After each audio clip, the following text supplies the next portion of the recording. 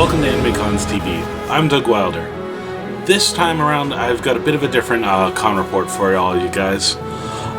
It's not really an anime convention, but I still think it's a really fun one to talk about.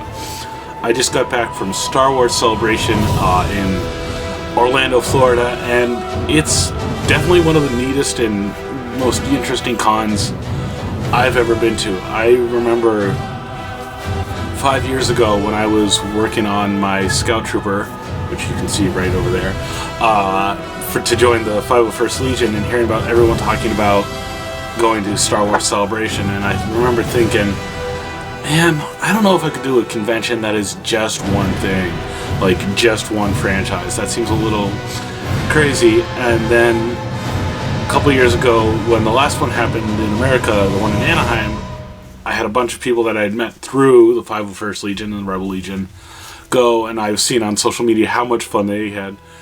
And then when this one got announced, I was like, you know what, I'm going.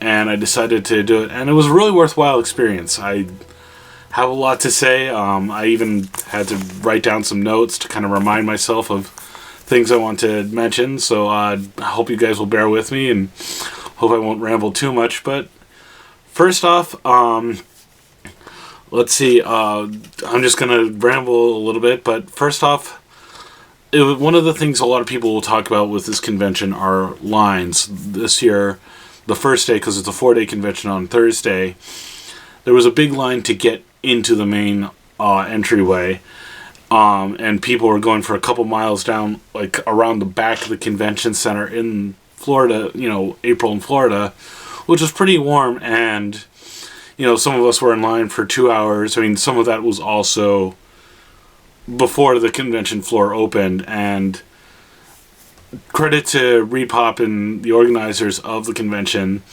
They fixed that right away, so the very rest of the days, the line to get inside was kind of wrangled and corralled inside the building itself. And while it seemed long, everyone was showing up early, like 2 hours early or so, to get in line to go to the show floor.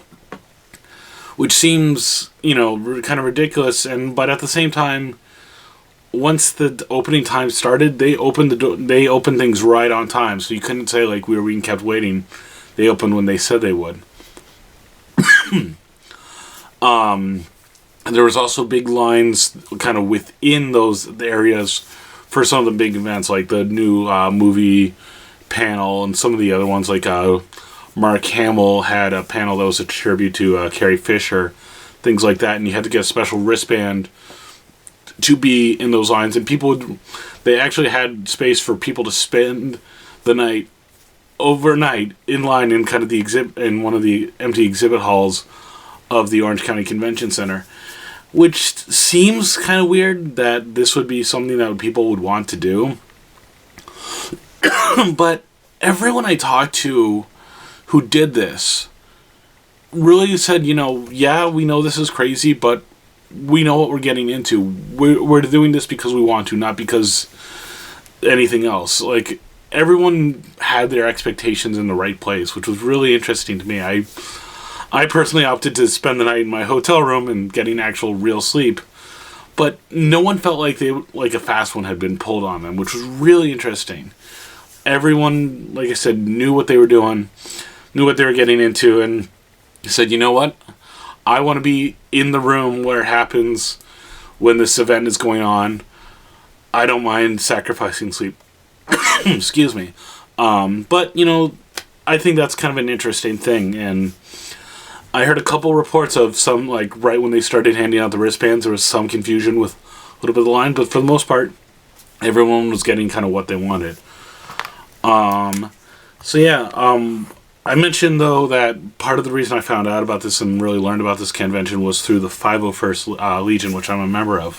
One of the neatest things I got to do on the very first night of the convention was every kind of unit of the 501st, kind of a garrison, has, does like runs of patches or other merch. Like sometimes they have that's upside down, little things like that. And they actually got one of the smaller kind of function rooms in one of the attached hotels and had kind of a patch string party.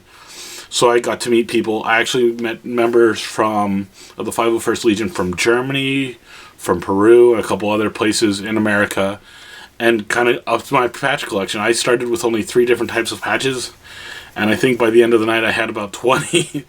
So it was a really fun time, and it was a great way to just kind of meet people from all over. And that's something was going to be a really big theme of kind of this convention experience. Is it really is just spending a lot of time with fellow fans and really interacting with them.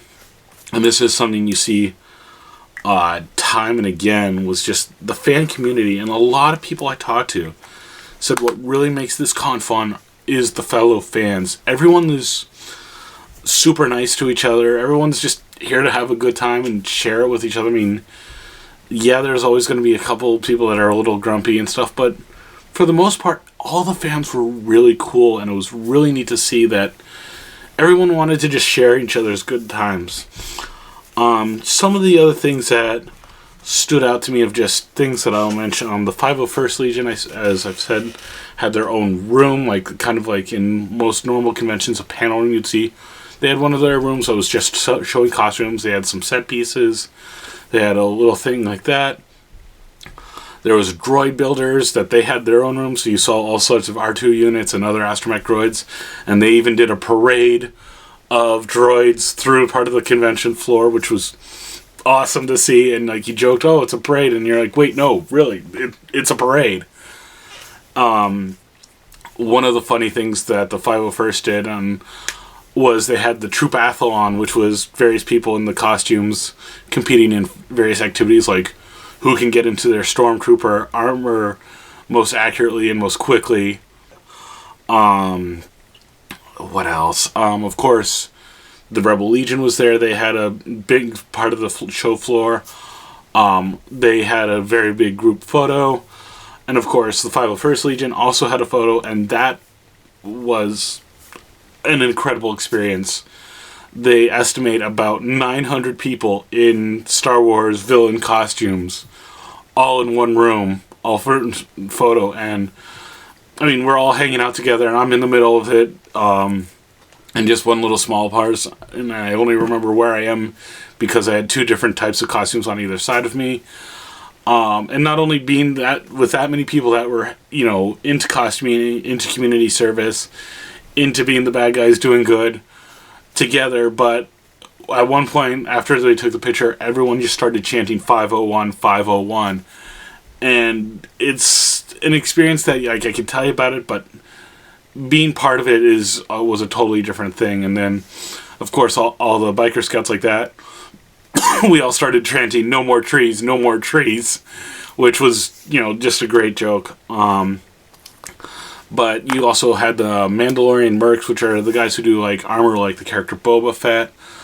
One of the neat things they did that I saw was just they had what they called their Death March, which was just basically every member in costume walked through the show floor to where the Mandalorian Mercs had their booth set up. And they did it in complete silence. They just marked, and it just seemed like to go on forever. And then every so often you'd see one of them would be carrying someone else's bucket, or their helmet, as the term is. And if I found out later that march is to honor kind of members that have passed away since the last major event. And so then they all get together and kind of do a nice, shout together. And it's a really neat thing to see, and I didn't realize that that's what it was. And I talked to a couple friends that I have that are Mandalorian Mercs, and they said it was a really neat experiences too. But some of the other events, if you couldn't get into kind of the big panels, they still had a screen and a stage where they were streaming those live. So I got to see the premiere of The Last Jedi trailer and the trailer for season 4 of the Rebels show streamed right, and reacting with everybody and having kind of just getting excited together, even if we weren't in the room, things like that. There's of course a huge amount of vendors. Most of the vendors had some neat stuff. It was a little frustrating. Some of them, like pins were a big commodity, and some vendors, like ThinkGeek and Gentle Giant, sold special pins that you could only get from their booth, and they sold out in an instant. I never got a chance to get any of them. Other things, like I got a new book that had come out with a special cover that was only released at Celebration. I managed to get that with no problem. A couple other things like that. Lego had a booth, and not only were they building a giant Millennium Falcon, Lego said that, bigger than your dinner table, just absolutely massive. And, everyone worked in a small section and handed the parts to the people kind of assembling the big model. They also had one where you could build like a small, just like 10 little piece Lego Millennium Falcon that you could take home. They had that. Some of the other things that I saw. It was really weird that, like, I remember seeing emails after I had, bought my ticket that they had a tattoo area, and I kind of rolled my eyes like, really? Getting a tattoo at a convention? But it was kept pretty busy. I talked to one friend who got something, and another friend who said, oh, I wanted to get that artist, but all the slots were full, and things like that. So some of the artists, when they weren't making, doing tattoos, they were just doing general art right there live, which was really fun to watch. They had a big diorama building section. What else? Just a lot of different things. The one kind of complaint I would say about the vendors hall is the official show store was a nightmare. I got there Thursday, which was the slowest day, and without exaggeration, it took me just over 4 hours to get from when I got in the line to check out, and that's about only 10 minutes of that was actually browsing the actual store area. It was really poorly managed. I understand you have, VIP badges and medical badges, and you got to give priority to those, but they were giving a little too much priority to the point where, some of us in the general line were sitting still for 30 minutes while other people were just walking right up because with their medical badge. And it was I understand you got to be fair to people with, medical badges, and, the people that buy the VIP badges paid a little more for that. But at the same time, you got to know where the limit is. And then once I purchased everything, or picked up everything I wanted to purchase, I got in another line to check out, and that moved at a snail's pace. And like you saw cashiers out, normally you see at most conventions, cashier number 5 is ready and stuff, but they just kind of sat back and waited for someone to come in.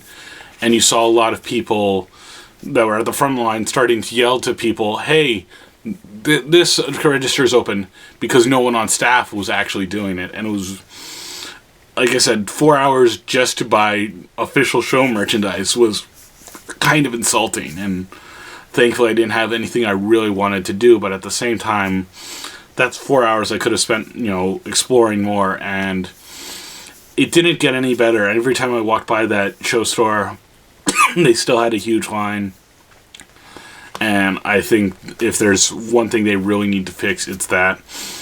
I think one of the other issues they need to fix is managing their guests' schedules a bit more. I heard a couple reports of some of the VIPs doing autographs and stuff, and having to come back later and make special arrangements so people that were in line and paid for autographs still got their autographs. There was one report I heard, again, this is not 100% confirmed, but Mark Hamill could only do about 20 minutes of his autograph session because he had to run and go do the panel that he was doing as a tribute to Carrie Fisher, and he felt really bad. But at the same time, this is, I think, poor management of the people making the schedules to say, hey, wait a minute, maybe we need to make sure there's plenty of buffer time, so if the autograph session goes long or something else, no one's missing out. And that's really a big thing to watch out for as a convention planner, is to really make sure your guests, and you don't want to run them ragged, because it's not fair to the fans, it's not fair to the guests, and just really kind of work on that. But again, even despite some of these shortcomings, I really had a good time. I was not expecting to have as much fun as I did. I was Still a little nervous, even though I knew plenty of people and got to meet even more good people. I was still, am I going to have fun at a con that's, primarily a show floor and that. And I definitely did. I think some of the other ways they could prove it is the Orange County Convention Center where it was held is absolutely massive. They could make some more of the function rooms into panel rooms.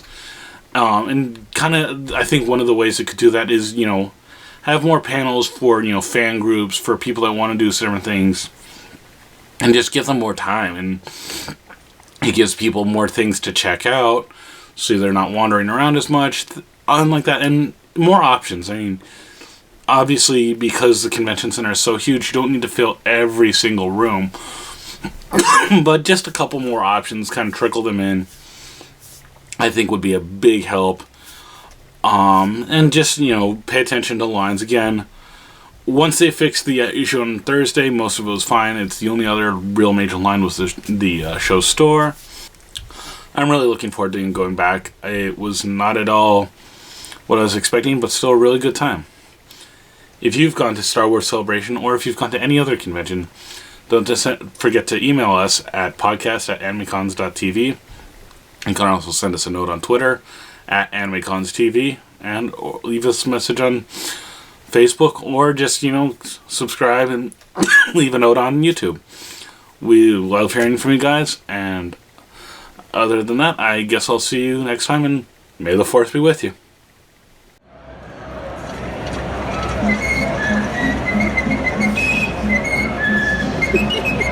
Thank you.